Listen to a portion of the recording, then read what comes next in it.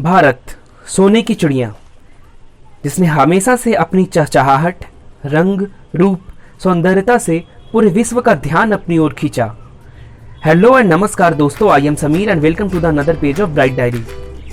आज हम बात करेंगे स्वतंत्रता आंदोलन के बारे में, जिसने हमारे देश को आज़ादी दिलाने में अपनी अहम भूमिका निभाई।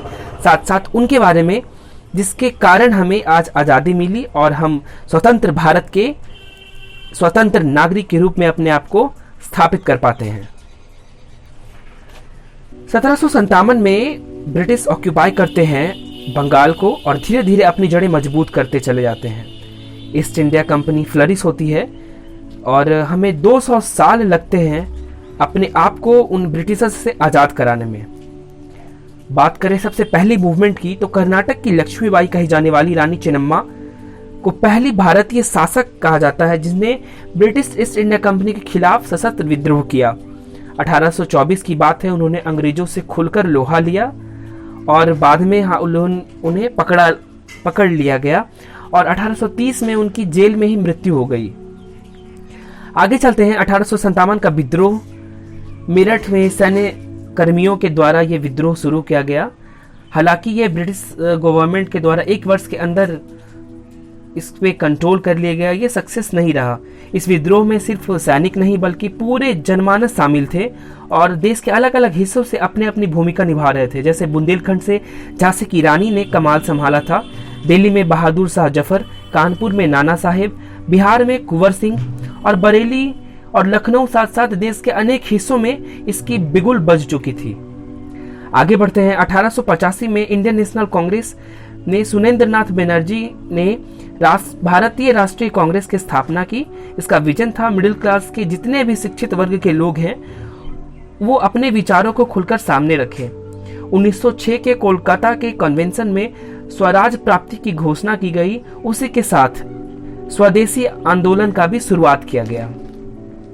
आगे बढ़ते हैं। महात्मा गांधी की वापसी होती है 1915 में। अफ्रीका से बैरिस्ट्री पढ़कर भारत आए।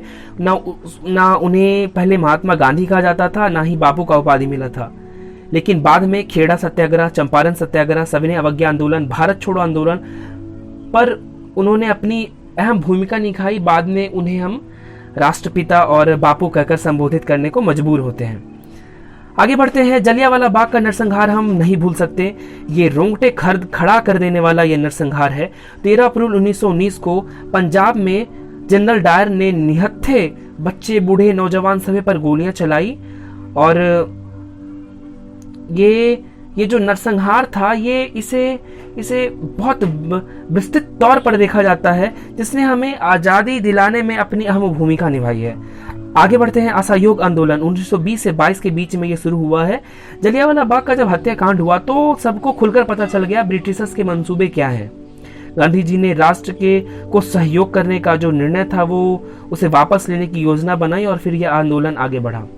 खिलाफत आंदोलन 1915 से 1924 के बीच चलता है। यह आंदोलन इसलिए खास है क्योंकि इसमें हिंदू और मुस्लिम दोनों वर्ग के लोग एक साथ मिलकर भाग लेते हैं। आगे की बात करें तो सविनय अवज्ञा आंदोलन 1930 में शुरू होता है। 1929 तक भारत को ब्रिटेन के इरादे साफ तौर पर समझ में आ गए थे और शक भी होने लगा था। लाहौर कन्वेंशन चल रहा था, उसी में इंडियन नेशनल कांग्रेस ने पूर्व स्वाधीनता प्राप्ति का घोषणा किया और मकसद था कि सरकार को ब्रिटिश गवर्नमेंट को झुकाना और अपनी आज़ादी छीन कर वापस लेना। दिल्ली विधानसभा में बमबारी जो हुई है ये आज भी हम याद करते हैं तो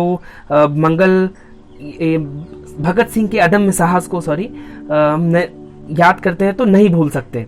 बहरों को सुनाने के लिए धमाके की जरूरत पड़ती है। बहुत प्रसिद्ध ये जो पंक्ति है ये बार बार हमारे कानों को गूंजता है। 8 अप्रैल 1929 को भगत सिंह और बटुकेश्वर दत्त ने एक साथ मिलकर सेंट्रल असेंबली में बम फेंका था। अब हम आगे बढ़ते हैं। भारत छोड़ो आंदोलन 1942 में यह शुरू होता है। डू और डाई महात्मा गांधी ने यह नारा दिया था। इसमें रेलवे स्टेशंस, बिल्डिंग्स जो है गवर्नमेंट के ऑफिसेस हैं सभी पर खुलकर हिंसा शुरू हो चुकी थी और फिर अंग्रेजों को ये बताने के लिए भी पर्याप्त था कि अब किसी भी कीमत पर वो उन्हें गुलामी स्वीकार नहीं थी, अब वो आज़ादी चाह रहे थे। Last but not least, Azad Hind फौज का गठन होता है 1943 में। सुभाष चंद्र बोस ने फौज की कमांडर की हैसियत से भारत ने अस्थायी सरकार बनाई। इसे जर्मनी, जापान, फिलीपींस, कोरिया, चीन, इटली और यहाँ तक कि आयरलैंड ने भी इसे मान्यता दे दी थी कि अब देश आज़ाद हो चुका है। सुभाष चंद्र बोस का मानना था अंग्रेजों के जो शासन है वो ऐसे सिर्फ विरोध करके हम उनसे आज़ादी हमें नहीं मिल सकती। सशक्त विद्रोह करने की जरूरत है, तभी हम उन्हें खुलेआम चुनौती दे सकते हैं। तो दोस्तों ये रहे वो सभी आंदोलन जिसके बल पर हमें आज़ादी मिली। उम्मीद करते हैं ये वीडियो आपको पसंद आया होगा।